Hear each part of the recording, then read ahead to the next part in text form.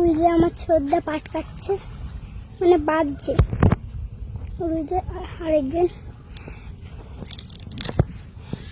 আর ওই দেখো করছি।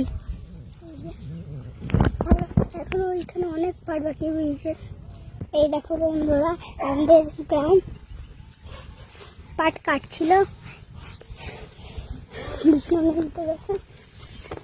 ওই যে ওখানে অনেক জল আছে, ওইখানে এখনো কাটছে।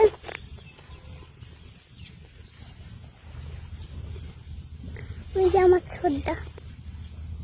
ছোটদা কাটছে।